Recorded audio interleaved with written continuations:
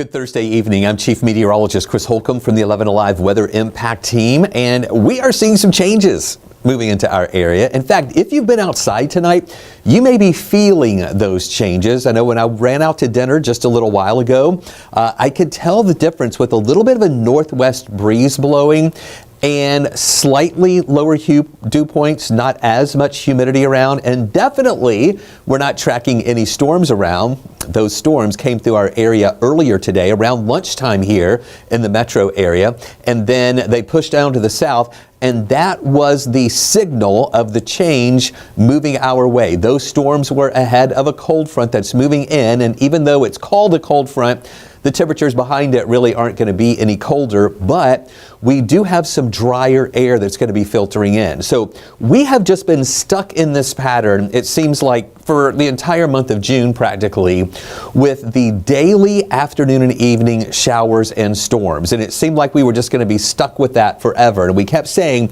we need something to come in here to shift the wind, to shift this pattern. And this front that's moving through our area is doing just that. So we're seeing a difference now in the type of air mass that we're under and the type of weather that we're going to be dealing with. Let's talk about those storms first, though, that came through our area a little bit earlier. This is a 12-hour loop that takes us to 9 o'clock this morning, and it shows you the progression of those showers and storms. They were moving into northwest Georgia early this morning here, and then around lunchtime, they came through the Atlanta area and along that I-85 corridor, most likely 1, 2 o'clock in the afternoon.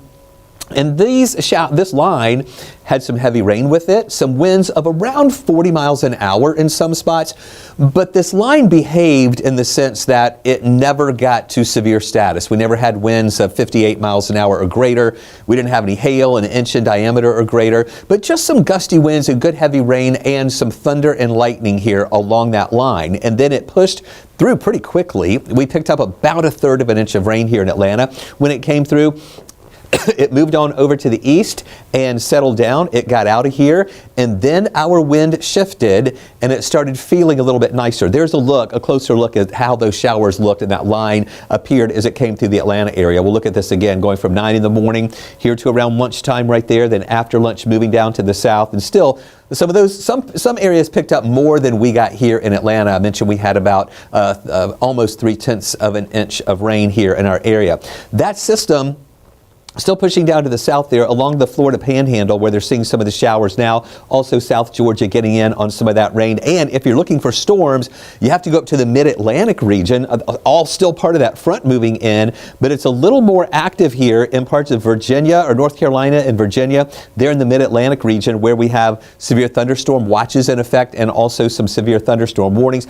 It also got pretty active here up toward New York, where Newark had some severe thunderstorm warnings earlier as that line moved through that area. But that is exiting, and that is where there's the severe weather threat out there for tonight. But for us, if you were with us yesterday, I was showing you how all of North Georgia was in the level 1 risk. And when Chesley was with you this morning, he was showing you that all of North Georgia and Metro Atlanta was in that level 1 risk. But as those storms moved through, the Storm Prediction Center started taking our area out of that level 1 risk, and now it is all gone.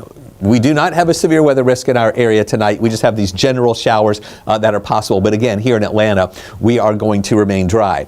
Take a look right now at the Almanac, and you'll see that we got up to 86 degrees for a high temperature this afternoon, which is actually a couple of degrees below the average. We should be at 88 for this time of year.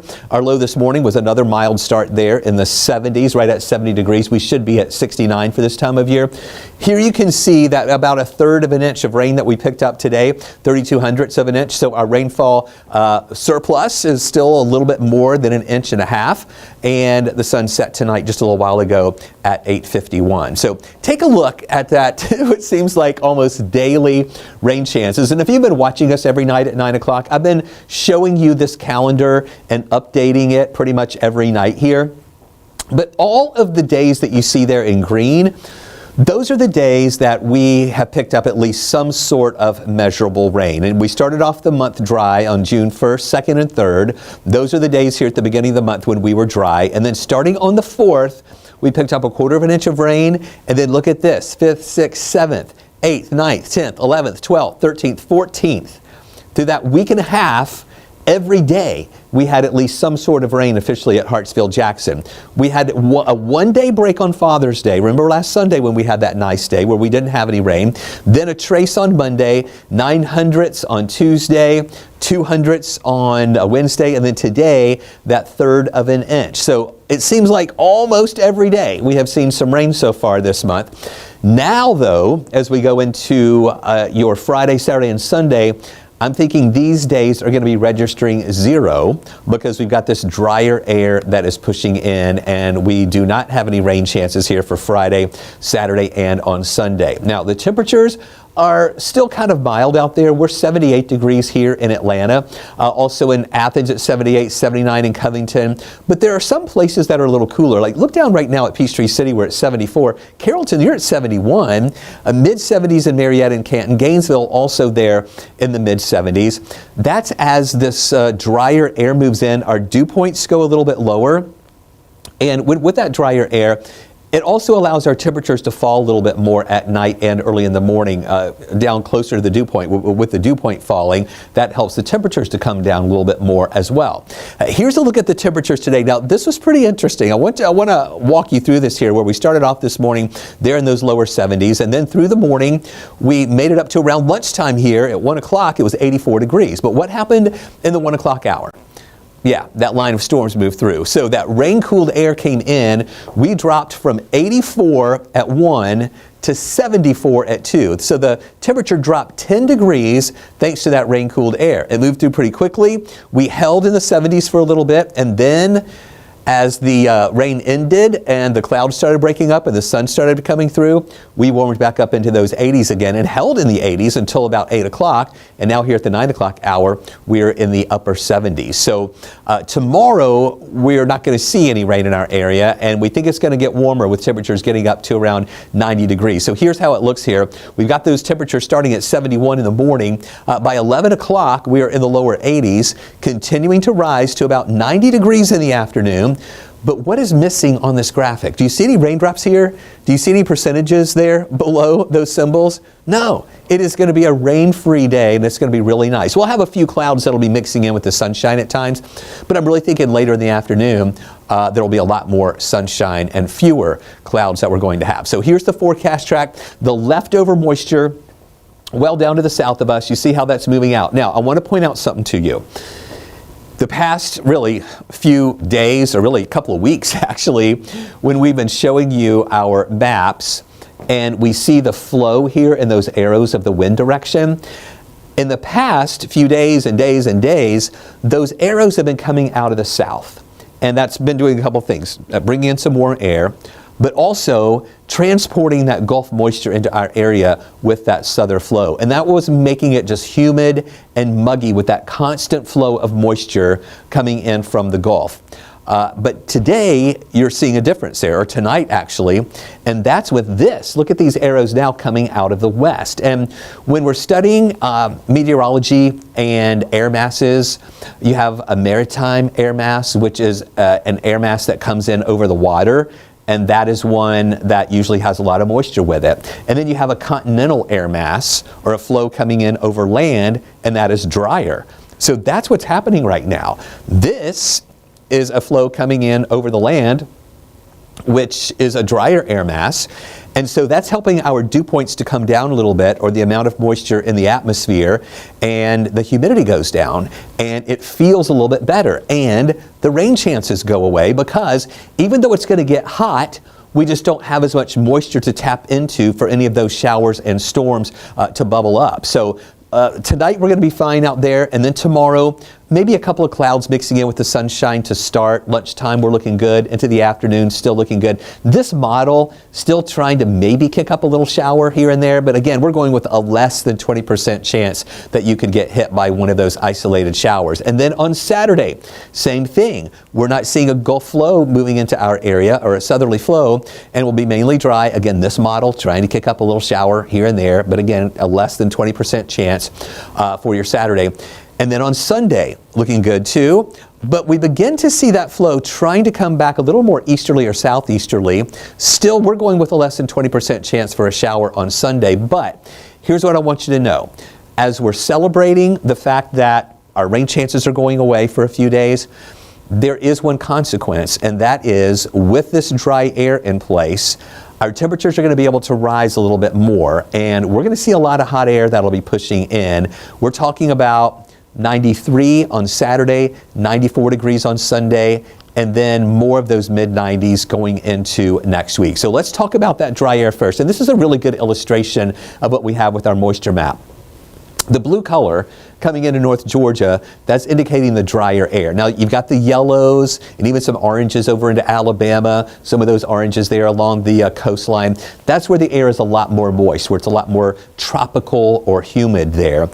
The blue is going to win out as we see this blue. Look at that, get darker blue, pushing everything down to the south, all that moisture down to the south. So this is the drier air in place here for Friday, and pretty much the same thing for Saturday. The blue air or the blue color there indicating that dry air over us in North Georgia.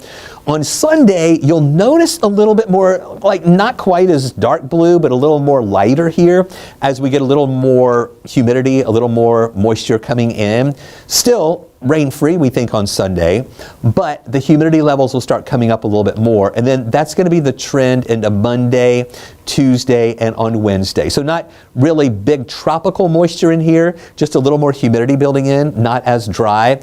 And then with those temperatures in the mid-90s, that could help bubble up a couple of those showers here and there. And then that sticks with us going into the end of the week as well. So here's a look at the rain chances. Rain-free Friday, Saturday, and Sunday.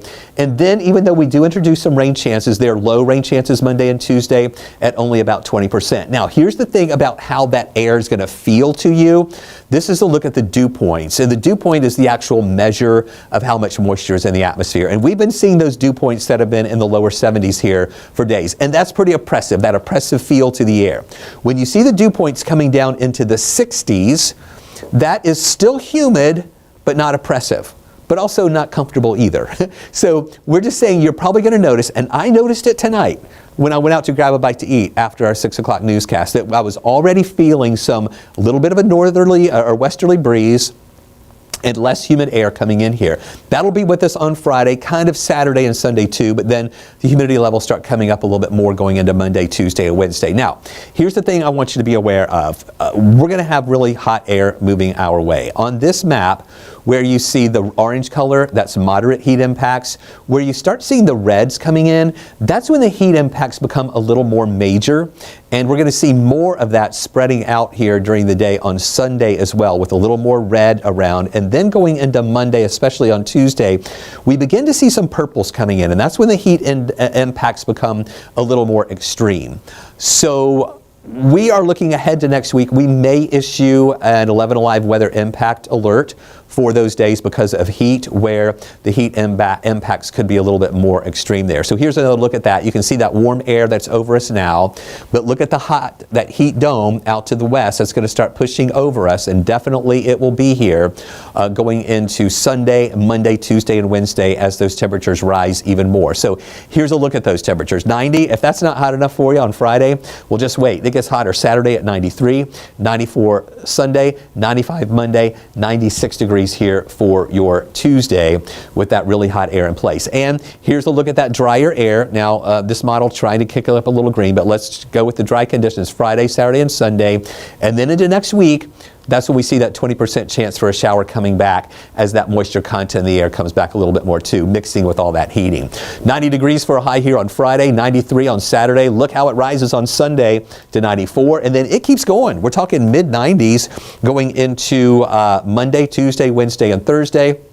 But also notice that the rain chances come up just a little bit to 20%. I think a lot of people will stay dry through this period, but just be aware with the heat and humidity bubbling up some of those showers, again, a 20% chance for that heading into next week. But look at these temperatures rising. 95 Monday, 96 Tuesday and Wednesday, 97 degrees here for your Thursday. So thanks for watching this extended weather update here on Weather Impact 24/7 on 11 Alive Plus. We'll do more of these for you throughout the day tomorrow, and of course through the weekend as well, as we watch these temperatures rising. If you're on YouTube right now, be sure to not only keep watching us on YouTube, but also download the 11 Alive app on your television, 11 Alive Plus on your app, and you'll not only see 11 Alive Plus with 24/7 channel that we have there, but also Weather Impact 24/7 with all weather, all the time. Great weather content and radar updates throughout the day. Thanks for watching. Y'all have a great night.